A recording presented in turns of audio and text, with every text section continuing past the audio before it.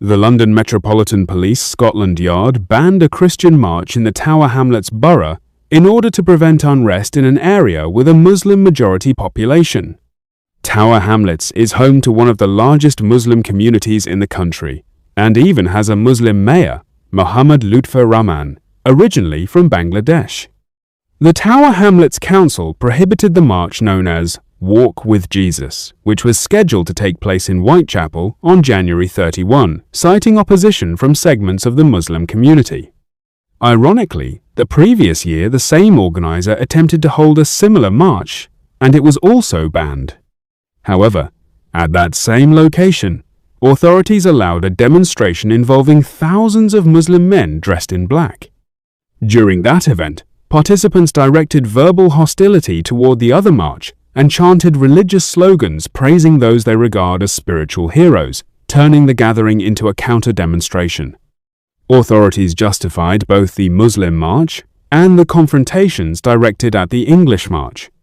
At that time, Commander Nick John, who was in charge of public order policing in London, stated, "Tower Hamlets has the highest proportion of Muslim residents anywhere in the United Kingdom. UKIP is free to organise its protest at an alternative location, but it will not be held in Tower Hamlets.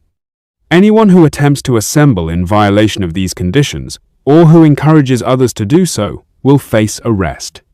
This year, despite opposition from authorities, the march organised by the UK Independence Party, UKIP, took place on January 31 inches central London, although participants were prevented from accessing certain areas.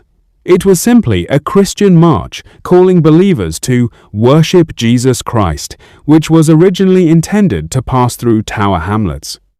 In theory, the area remains English territory, and citizens should have the right to walk through it without fear of harassment.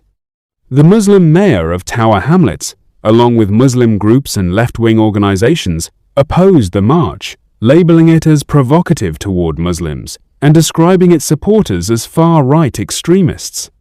What is striking is that, instead of supporting the Walk with Jesus and safeguarding freedom of expression and movement, authorities accused the march's supporters of hostility and extreme right-wing behavior, while justifying the actions of masked individuals dressed in black by claiming that the Muslim community was being targeted and provoked by the political right.